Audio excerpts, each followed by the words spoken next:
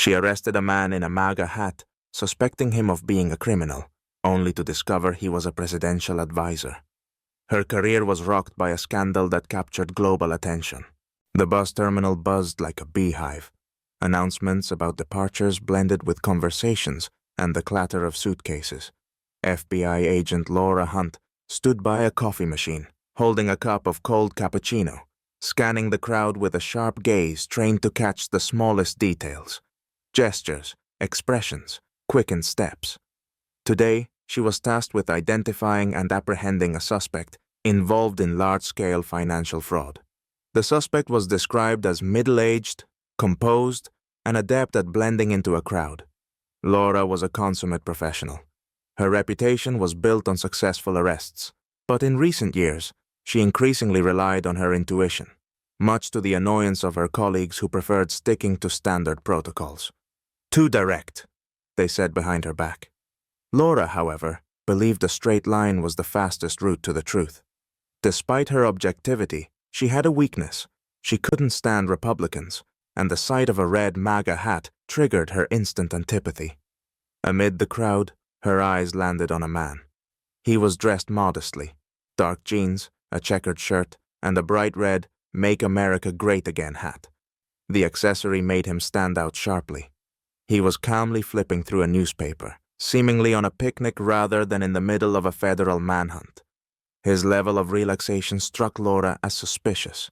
Her heart tightened for a moment. A red hat, a Republican. That explains a lot, she thought, irritation swelling in her chest. And of course, this type fits the suspect's description. This can't be a coincidence. Plastering a smile on her face, she confidently approached the man, ensuring her irritation didn't show. "Good afternoon, sir. Can I see your ID?" She began with a hint of sarcasm, leaning in to make sure her FBI badge was visible. The man slowly looked up. His face showed surprise mixed with mild weariness, like someone who had encountered situations like this before. He smiled, but not widely, more like someone who already knew where this was going. "Is reading a newspaper illegal now?" he replied calmly, raising an eyebrow. His composed tone and calm demeanor infuriated Laura. She was convinced that no one hiding something important could remain this unbothered. Her sarcasm immediately shifted to seriousness. "No, but your overly calm behavior raises questions. Please come with me," she countered, squinting slightly. The man methodically folded his newspaper and placed it on a nearby seat. Sighing, he stood, shrugging as if agreeing just to get this over with.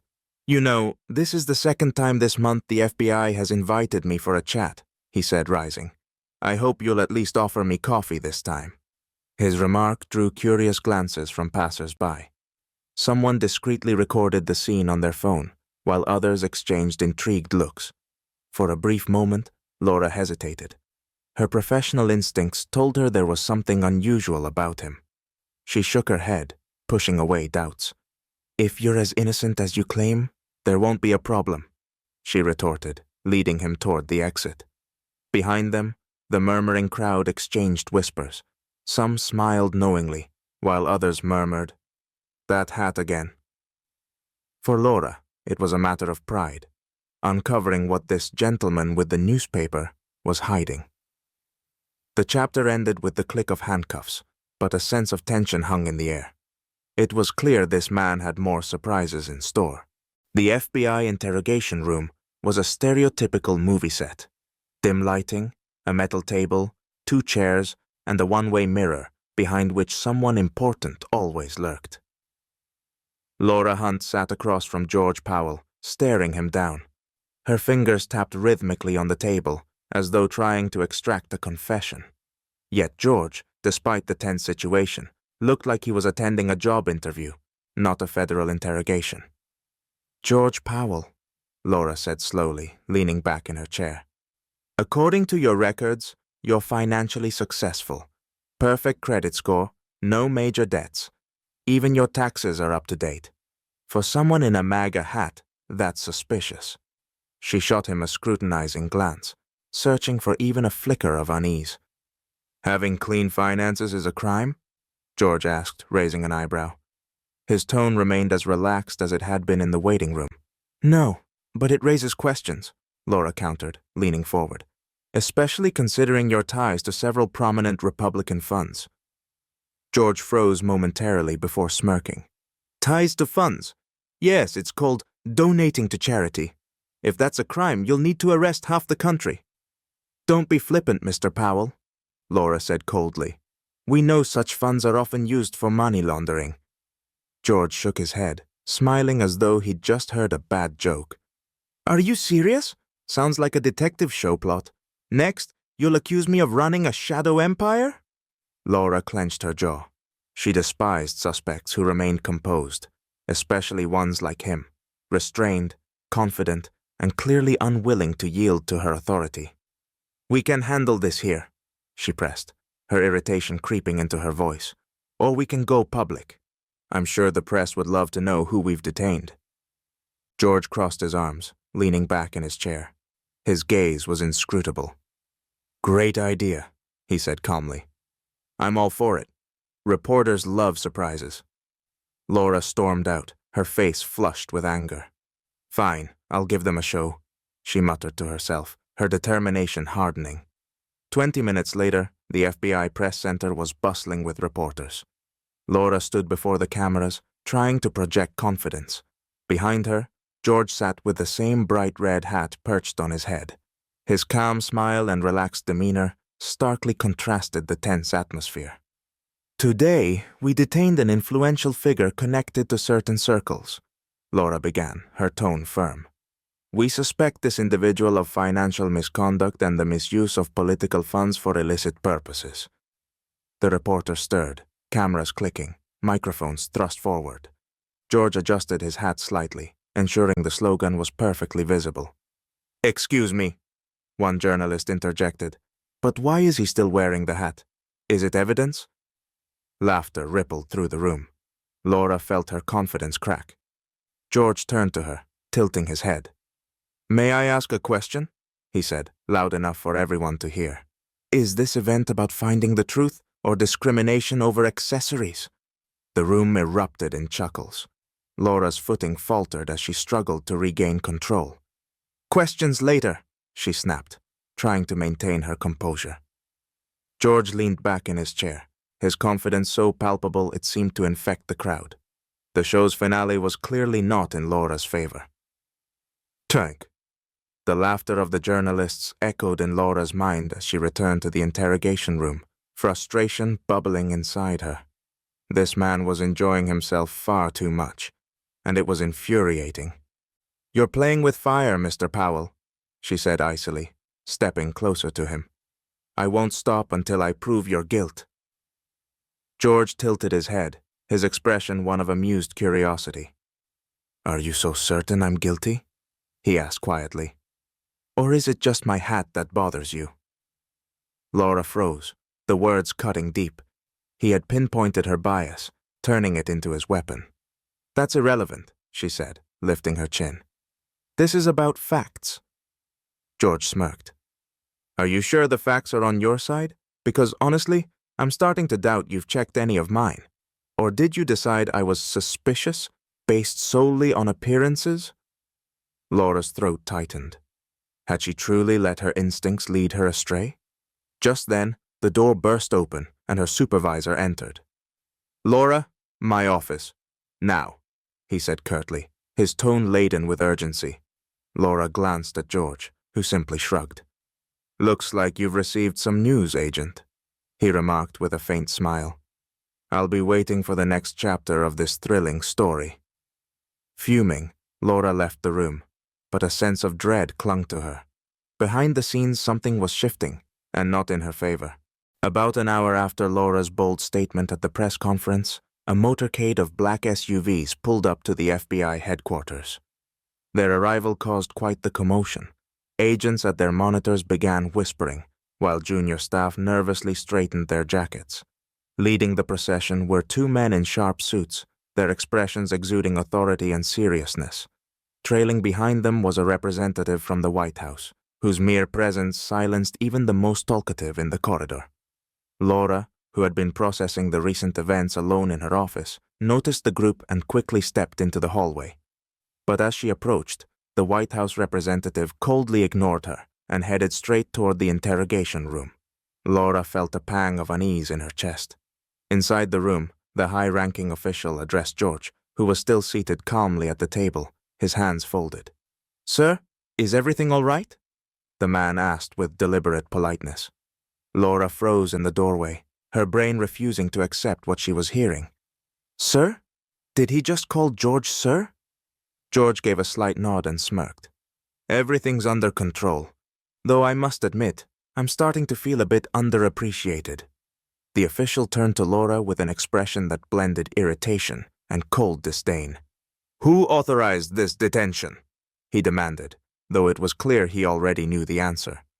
Before Laura could respond, her boss entered the room, looking as if he'd just received news of a personal disaster. His eyes darted between George, the White House representative, and Laura. Finally, he spoke. "Laura, you've just arrested the president's key national security advisor," he said quietly, each word laced with restrained anger. Laura stood motionless. It felt like the ground had disappeared beneath her. The president's advisor. She scanned the room, grasping for any logic to anchor herself, but her mind was a whirlwind of chaos. George took advantage of the silence, letting out a theatrical sigh. "Agent Hunt, I appreciate the initiative, but perhaps it's time to reconsider your methods, especially when your suspicions are based on external attributes." His tone carried no malice, making the statement feel even more cutting. Laura felt her cheeks burn, though she desperately tried to maintain her composure. "I couldn't have known," she began, but her boss cut her off. "That's precisely why we have protocols, Laura. But you decided to go with your instincts, and now we don't just have a problem, we have a crisis." George leaned forward slightly, his interest seemingly genuine. "A crisis? Oh, I think that's a bit of an overstatement. Everyone makes mistakes, even an FBI agent." His calm demeanor and sarcastic tone pushed Laura deeper into a spiral of frustration. She wanted to respond, but the only thing that came to mind was the hollow defense. "I was just doing my job." Her boss, meanwhile, attempted damage control. "Mr. Powell, I deeply apologize for this misunderstanding. We'll resolve it immediately." George stood, removing his hat, and looked directly at Laura. "No need to apologize. Honestly, this was an interesting experience. Being detained over a hat. It's a first for me, but I do hope it doesn't happen again." He turned to the official. "Shall we move on to more pressing matters?" "Of course, sir," the man replied, gesturing for George to exit. As they left, the room fell into a heavy silence. Laura stared at the closing door, her eyes vacant, her hands trembling. Finally, her boss turned to her. "Laura, I should issue a formal reprimand right now, but—" He paused, exhaling deeply. "I just hope you understand the situation you've put us in." When he left, Laura slowly sank into a chair. She felt stripped of both confidence and anger, left only with the sinking realization that her methods had failed her. On the table, George's red hat remained, left behind, it seemed, as a deliberate parting shot. For a moment, Laura thought it was the final blow in a battle she had already lost. Hours after George left the FBI building, Laura was summoned to her boss's office. She entered, feeling like she was walking into a sentencing hearing, and she wasn't wrong. Her boss, Mr. Roberts, sat behind his desk, hands clasped, his gaze heavy enough to make her want to sink into the chair. "Sit down, Laura," he said flatly. She obeyed, doing her best to hide her trembling hands. "Do you know what's happening online right now?" he asked, turning his monitor toward her. A video from the press conference began playing, showing George smiling as he adjusted his red hat. A voiceover commented, "Judgment Day for the MAGA hat or the FBI." Laura felt her face flush. "This is already going viral. We're trending, Laura, and not in a way anyone here should be proud of," Roberts continued. "People are laughing at the fact that an FBI agent arrested the president's advisor over a hat." He paused, watching her reaction, but Laura stayed silent, biting her lip. "Do you understand what you've done?" His voice rose. "You've made us a laughingstock. All because of your personal bias. But sir, I was following my instincts.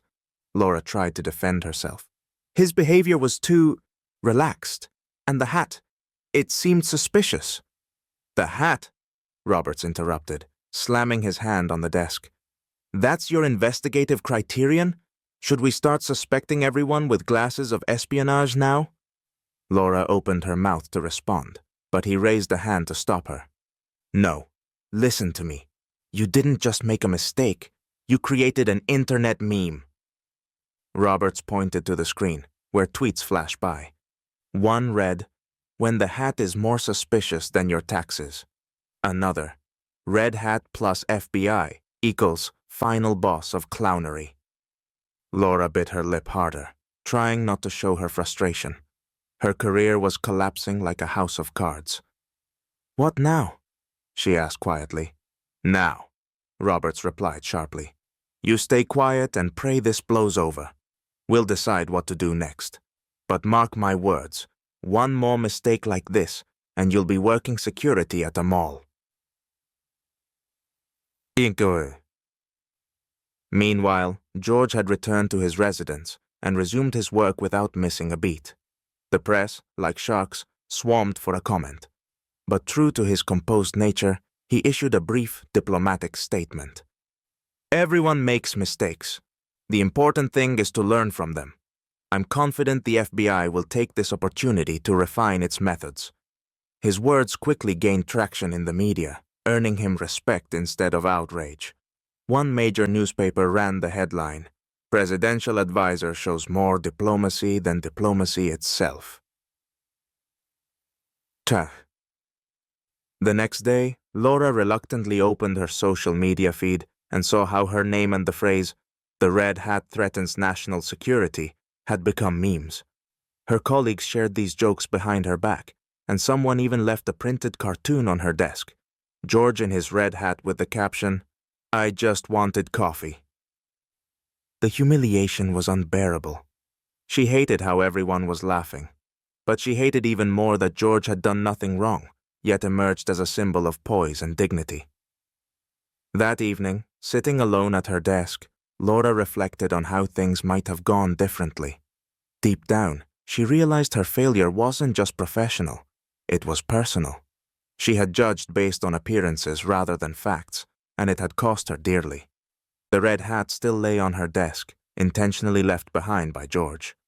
She picked it up, examined it, and let out a rueful laugh. "Maybe it's time to rethink my methods," she muttered. Laura made a vow. It didn't matter what someone wore or how they appeared. Only actions mattered. If this experience had taught her anything, it was that her career wasn't necessarily over, provided she learned from her mistakes.